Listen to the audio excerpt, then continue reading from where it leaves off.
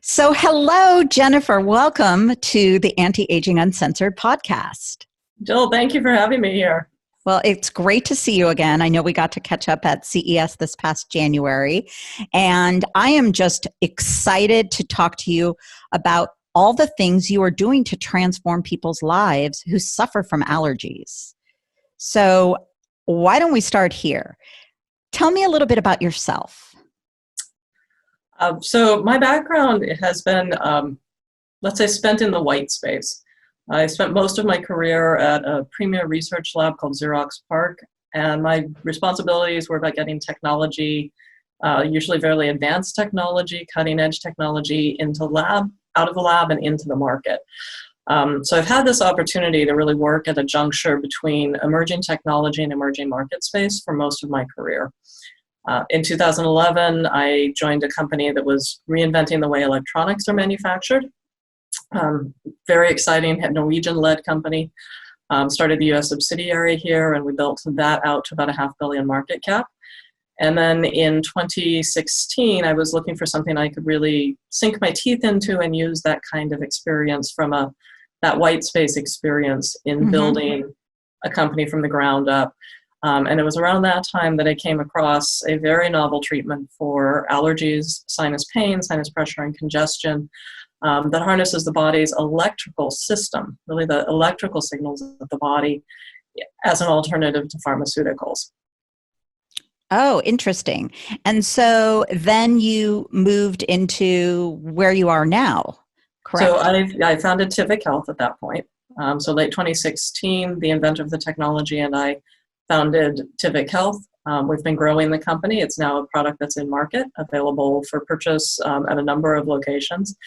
So my experience really, between the two of us, my experience is I would say his experience is in building design history files, and my experience is in building companies. That's fantastic. Well, you guys, really exciting stuff coming out of the work that you're doing. You guys were named one of Time Magazine's 2019 most interesting products, or what was that again? Best inventions. They have best invention. Best invention for 2019. Fantastic. Fast Company recognized us for game-changing ideas category.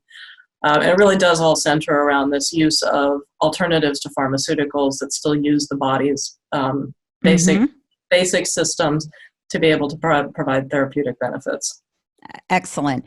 So, let's start at the root of allergies, right? So I will disclose, I don't suffer from allergies. I think I am definitely one of the lucky ones because so many people around me do. So let's talk a little bit about them and tell me what causes them and why do we get them? Okay, so I'm going to broadly separate allergies into two different categories and then talk about the one that we know the most about. Okay. There's things like food allergies, really reactions that will cause hives, things of that nature. That's not the area we're focused. Very important area, though. For what we're focused on is more like hay fever. It's the allergies that are caused by inhalation of particles, dust, pollen, pet dander, very common source of people, pet dander, dust mites, things that get into the nasal passages. And what's really interesting on sort of a biological level is the tissue that makes up our sinus passages really was never designed to be exposed to the open world. It's a tissue that is very similar to what sits underneath our skin. And so if we get a cut and you'll see swelling, you'll see reddening of the area around the skin of a cut. What happens in the sinus passages is any particulate that gets in there, the particulates that get in there, the body attacks them as if it's a parasite almost. So the particle of dust, the body can't differentiate between a particle of dust and an invasive parasite.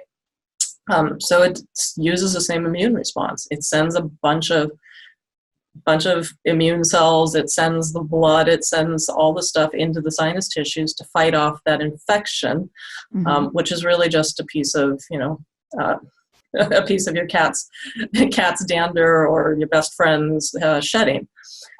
So it's an interesting response in the body in the sense that it's really an inflammatory response, inflammation of the sinus tissues, because the brain is interpreting a signal from your sinus tissues as the fact that it's being attacked. Yeah, it doesn't agree with my body. Right, Yeah. right. So, It's a foreigner. It's a foreign particle. It's a foreign entity attacking your sinus passages, is how your body sees it. interesting. And so, why do I not have the same reaction that someone has? Like, I don't have a problem with pet dander or pollens. What makes why is everyone so unique? It's still an open field, still an open Mm-hmm. question. Some of the things we do know about allergies, if you're overexposed to certain things, you can be more sensitized to them very early in life. If you're underexposed, you can develop allergies. Very, very common when somebody moves from one area to another, that they suddenly develop allergies that they've never had before because their immune system hasn't been trained. So this is really a fundamental concept in immunity, and has to do with what you're hearing about T-cell immunity and COVID and things like that, is if the body has seen that type of pollen over and over and over as you were growing up, you may have had one of two reactions. You become highly sensitized to it because, damn it, this thing is around all the time, and so your immune system is saying, I got to get rid of that. Or you build up a natural history with it, in which your immune system says, oh, I see this all the time. Nothing really happens when it happens. You're sending, sinus passages, you're calling wolf again. It's like that's, I'm not coming to the party this time because last time there really wasn't anything to it. So there's different ways that are, a lot of that is going to have to do with genetic differences, exposure differences. So it's still a very wide open field. And in fact, we don't really know why we have sinus passages. Mm-hmm. There are theories about it being that they're there to help warm the air, that they're there to help process air on the incoming basis. But at a fundamental level, for decades, it was like, we don't even know why we have these open holes in our heads that cause us to have allergies. And so you could outgrow them, that it's possible because your body could build up an immunity to them just like it does anything else, right? Right. It can go both directions. You can build up an immunity or you can build up a hypersensitivity. Got it. So you can build up tolerance. I'm not sure if I could call it immunity because it's not really a disease state. Mm-hmm. It has to do with how the immune system treats the signals that it's getting from your sinus passages. And that's a good differentiation between immunity and tolerance. That's a good differentiation. So, is there a difference in how it would affect women? I mean, are there statistics that show that women get them less or more? And what can you speak to about that? So the CDC data says that women get them twice as much as men. Our own data shows that women get them probably about 3 times, have sinus conditions about 3 times as much as men. Again, it's not exactly known why, although the narrowness of the passages for women is probably part of that because the nasal passages tend to be a little bit narrower, mm-hmm. and therefore if they swell, you notice it a lot more. We're so dainty and petite. I won't call it dainty and petite, but I can't claim dainty that and petite nostrils, sorry. But yeah, it does affect women more than men. Interestingly, there's also an age factor. So mm-hmm. people can there is. So allergies will tend to set in and become stronger somewhere in the early 30s to 40s. And so, and then post-menopause, some women that will subside. And then later in life, in the 50s and 60s, it will tend to wane a little bit. So really in that somewhere as things start to set in. That's a positive thing. Yeah, it's something to look forward to. The immune system, I think, gets taken up with other things by that time and it isn't bothering around with the sinuses. Interesting. That is really interesting. And so age, does show that it could play a factor in how severe your allergies are. And there are allergy cycles I've heard of. So even if you're living in the same place, let's say, mm-hmm. could you be have no allergies and then develop an allergy, so many years later, and it's not something you're necessarily born with? Yes, absolutely. Okay. Absolutely. Environment plays a huge role in in the allergic response, technically. And when you talk about cycles, there are also both seasonal and year-round allergies. Mm-hmm. So year-round allergies tend to be things like pet dander, dust mites, the things that you're going to be exposed to in a home-based setting frequently. And then the seasonal will be more your pollens as plants are coming out. So for allergy sufferers, the bad news, those seasons, those seasonal allergies are getting much longer. They're getting stronger. So the last few years, we've seen some very strong pollen counts. Right now, we're recording this, it's the middle of the country that has a really high pollen count. Wow. Another thing, though, is we've seen shelter in place, and this is purely anecdotal. I'm seeing more and more people telling me that they're getting worse allergies, likely because they are in more enclosed spaces at home. In an office setting, in your work environment, you're going to have very strong filtering on your HVAC systems. You don't have a lot of pets running around.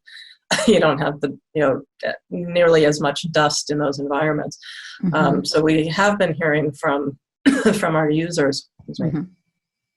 We have been hearing from our users that with the shelter-in-place orders, they're getting even worse allergy symptoms than they normally do with their seasonal allergies. It makes sense now that you explain it that way, but I would have thought it would have been the opposite because they're not out and about, in the seasonal pollens and stuff. But it sounds like, the dust and the stuff that happens within your home is accumulating. And yep. Yeah, it sounds like there's also some things that would be helpful for them to help with some of that. Some of these like air filters. I don't know enough about them, but some of the air filters like Molecule and things that I've heard. Well, let's move on to the solution. So generally the way I think is there's a problem, let's find the answer and let's treat it, or let's find the solution, right? And so that's where I know Tivic has come in, but I want you to introduce the concept of electric medicine, and in the industry we're calling it bioelectronics, but introducing this concept because it sounds awfully cyborg. It only sounds cyborg because it's new. Yes. So the body is an electrochemical system. And this is very well established in science, that we have chemicals that travel the body, they bond to receptors, they fire off chemical signals. Electrical signals. Mm-hmm. So when I said earlier, the signals that the immune system is getting from the sinus passages, those are electrical signals being transmitted to the brain being transmitted to other cellular responders. Consider them your first responders in the body. Okay. There's your first responders, and then there's signals that get sent out to get the second responders, the second flight of responders in. So the electrochemical system of the body, we historically have treated with chemistry.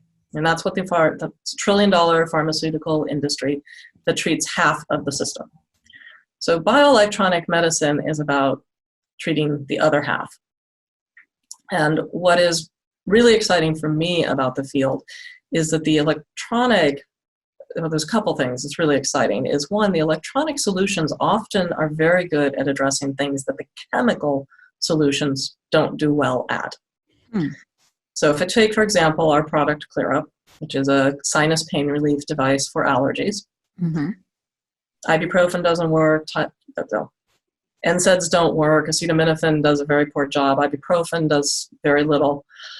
Taking decongestants may help, or only help a little bit, but not all that much. For most people, sinus pain is one of the conditions that they find very difficult to treat. None of the solutions give them good relief. And surprisingly, for most people to find out, if you suffer from sinus pain, you are definitely not alone. You hear people talk about congestion, you'll hear the pharmaceutical companies talk about congestion because that's what they can treat. But in our studies, over 90% of people who have allergies also have some form of pain, pressure, pulsing, throbbing, headache in the sinuses. So we use a very tiny amount of electrical stimulation that's applied locally. It's just a tip of a handheld device that you glide around your cheek, your nose, the brow bone area. It's guided to help you find the right treatment points using a system of vibrations that'll get you to the right locations. And it delivers. So it's actually reading under your Yep. under your skin. Oh, that's very cool. It's it's reading under your skin really to be able to localize to nerves and blood vessels, which are the primary things that are delivering those immune responses to the sinus passages and sending the signals out. So we basically are doing two things. We, one, interfere with some of the signaling paths that cause the recruitment and cause the pain signals. And the second is the frequencies we're using have been shown to cause blood vessels to constrict.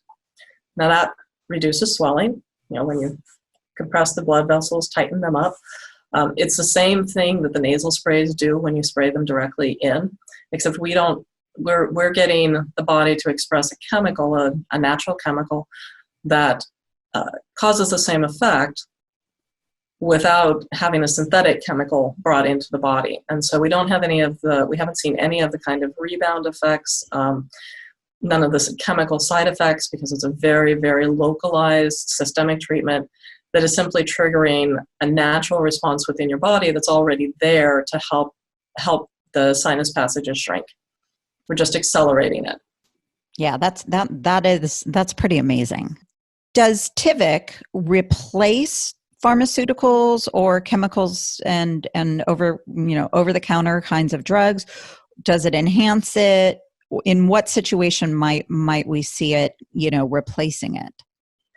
So the symptoms we treat really well are those associated with the inflammation, which is right now we are FDA cleared for pain, and the FDA is currently reviewing our data on congestion. Things like the itchy eyes, we don't solve right now. Right. So we'll see people usually will still probably take an antihistamine, but in order to relieve that pounding pressure sensation, and I can't yet say that we alleviate congestion, but the FDA at some point hopefully will let us say that. So the things associated with the sinus tissue swelling are the symptoms that we're best at addressing. That's great. Well, I'm excited for that reveal. And so many people are dealing with all of these issues. How often do you have to use this? Is it whenever you have pain? You can use it whenever you have pain. Our recommended treatment for getting people started with it is twice a day for 2 weeks. Some people from our clinical studies, we did a double-blind randomized control trial at one of the leading sinus research institutes in the U.S. Mm-hmm. From that study, about 3 out of 4 people got at least moderate, a little bit of relief on the first use. About half the people got very noticeable relief on the first use. So the treatment time is 5 minutes.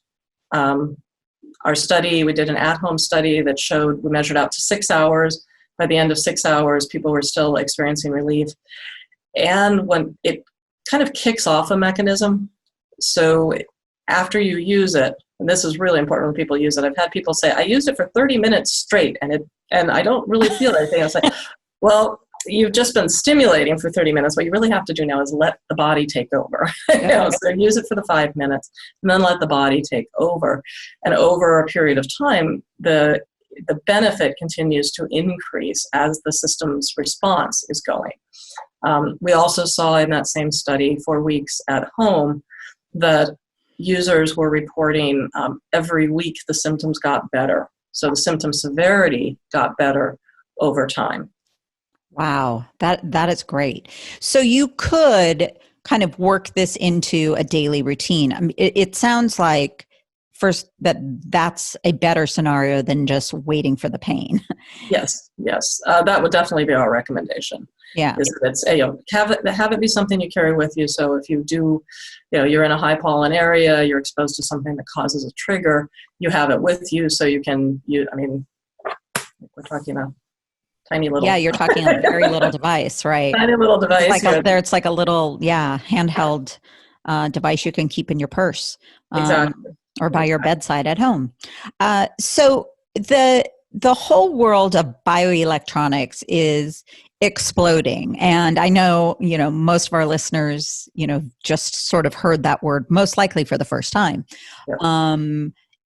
And it sounds like the idea of, especially around pain, right? Pain management in that area, that there's a lot of potential around it. Where do you see the future of this, not only for Tivic, but the industry as a whole? Well, McKinsey has called it one of the most underappreciated billion-dollar opportunities set to become a pillar of the medical industry. So broadly, electronic stimulation is currently used for treatment-resistant depression, for epilepsy, for spinal pain. So there are already implants that you can get.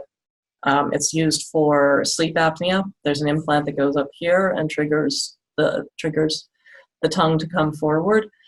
And then the emerging areas, one of the pioneering companies in the field is doing an implant for rheumatoid arthritis, has looked at other inflammatory diseases like IBD, Crohn's disease.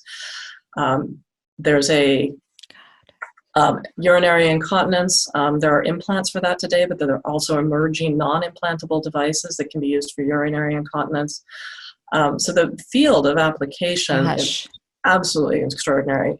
There's emerging work around Alzheimer's, memory triggers, memory improvement, post-traumatic stress disorder. So the field, the number of opportunities in the space is extraordinary. And it sounds like there's like two sides of the world of this. There's the implantables that are helping with epilepsy and other, tremors and things like that, right? People with Parkinson's, from what I understand, and all of that area. And then there's the consumer side, which is really where you guys have kind of leaped out in front of serving a consumer with their own device from home. Exactly. That was one of the opportunities I saw when I started the company, is there was this field of what's called neuromodulation, bioelectronic medicine, that was really locked behind the closed doors of the healthcare systems. And what stunned me was something, for example, back pain. These things have been in the market for decades. And yet many pain doctors don't refer people for them. They don't even know it exists. So we decided we've got a simple product, a very widespread condition. 1 in 4 to 1 in 5 people experience recurring sinus bouts. For about half of them, it is a daily occurrence. The impact on quality of life for sinus condition, sinus pain flare-up, is actually more severe than any other condition that has been studied for quality of life measures, more severe than back pain, than asthma, than migraine. It's something that is seen as kind of like, because it's so pervasive. I talked to somebody when we were doing our customer interviews who said, yeah, my doctor said at least you don't have cancer. But on the other hand, it impacts her every single day. She can't do her job when she has a flare-up because she's a dental hygienist, and when she leans forward, the pain during allergy season becomes virtually unbearable. So it's going direct to the consumer, giving people the tools to manage their health. It just made sense in this field.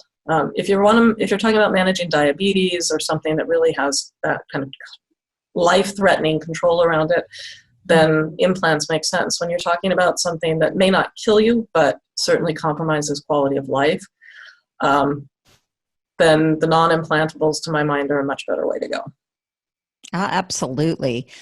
I remember when I first heard the word neuromodulation, I thought, what the hey is that? And I was blown away that my physician hadn't even talked to me about my back issues, and that is a resource. And not all of them are implantable, right? So, right. But, you have to see a physician. So, but even if they are, it's still, rather than going to get injections all the time, how much better would that have been? Well, this is, I think this is a really exciting field. Are you staying focused on sinus pain and the effects of allergies right now, or do you have anything new you want to share? We are definitely looking at other applications, but nothing that I'm ready to talk about yet. Okay. Well, that's exciting. You'll keep me in the loop, I'm sure, Absolutely. and so I can share because um, this is exactly what we want to do. We want to point out things that people may not have heard of, and most likely hadn't heard of, that can help them with everyday living, everyday health, everyday wellness, and feeling good. As we get older, and this would also be helpful for someone's children, right? So I think this is going to be really helpful. So a couple questions before we get off this call. I just wanted to ask you questions that I'm asking everyone, and that is, I do talk a lot about me care, and what that means is it's doing whatever it is you need to do to take care of you. AKA me care. So if you're going to be stuck on an island somewhere, some fictitious desert island, as they call it, what's the one me care product you'd take with you? I'm gonna tell you, I never even used professional hair products until I was in my 40s. So. Oh God, you saved yourself a lot of money. So discovering purple shampoo was a whole breakthrough world for me.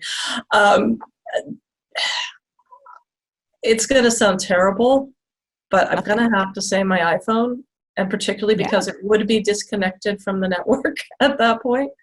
So I have no choice about reading email on it. Then it becomes a whole different part of my life. But it's also where my meditation app is. It's where my books are. It's where so it has a different. If I can disconnect it from the network and I'm out on that desert island, and of course I have no power to charge it, but somehow we're going to have a solar cell with me or something. We're going to assume you have one, yeah. Yeah, that's kind of the one that comes to mind. It makes perfect sense. It offers a world that not just one product really can. Yeah, exactly. So that's a great one. And do you have a ritual that you do every day that you definitely don't forget to do? I have a ritual I try to do every day. Okay. Actually, it is having gone into the shelter in place. One of the things I found was incredibly helpful was I now had the time to finally do meditation. It was something I never felt like I really had the time to just settle and do. But now I use that. It isn't my morning routine, but I do use it midday as part of my break. Found a couple of I love the application Insight Timer, and there are so many meditations available on there, and I found a few coaches that I really, really liked. So that's something that I have wanted to establish a habit around for quite a long time, and I found that with shelter in place and not having to commute an hour and plus a day, each direction, that's something I felt like I now have time for in my life. So I've been making a habit of that. And I will note for the listeners that just the meditation alone has brought down my blood pressure about 20 points. Wow. Yeah. Yeah, the effects of it are pretty astounding, and it doesn't seem like it. It's like we're not being productive, so it doesn't produce results, but it does. It's crazy. It does. There's actually a great deal of science done. My chief scientific officer at Tivic actually has a background in studying the minds of serious meditators. I mean, like monks and people who have the brain structure, and it has a huge impact on the brain structure. It helps make the brain less responsive to these, bringing things full cycle. It helps make the brain less responsive to some of these hypersensitization, the immune response. So it is actually something that beyond calming the brain and feeling good, it helps with critical thinking. It helps manage emotional responses, and it helps improve your immune system. We could all use that. Okay, that I didn't know. The immune system, I did not know that. I mean, it kind of makes sense, though. It makes sense, especially with inflammation of the body and that makes sense. Because inflammation starts with the body experiencing a threat. And Mm-hmm. whether that's an emotional threat or a physical threat, the brain, some people's brains are better at others than at distinguishing which of those two it is.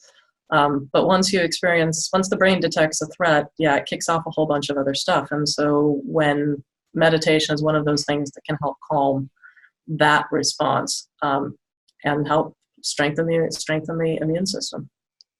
That's amazing. So, two things. One is I want to tell our listeners that we'll have in our show notes links to Tivic and the product ClearUp for people to check out and purchase if they need it.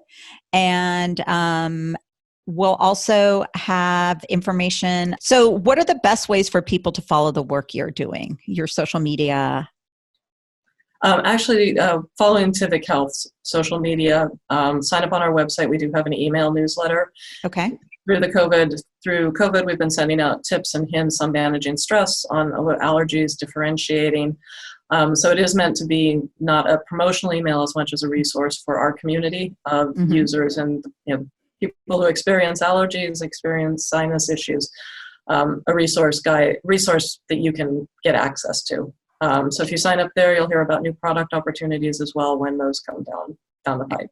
Exciting. Well, I cannot thank you enough. I really appreciate this. And I hope that what you've shared today will provide a lot of relief for people. So I can't thank you enough. Okay. Thank you, Jill. It's been a great opportunity, and I look forward to listening to the other podcasts. Yeah, me too.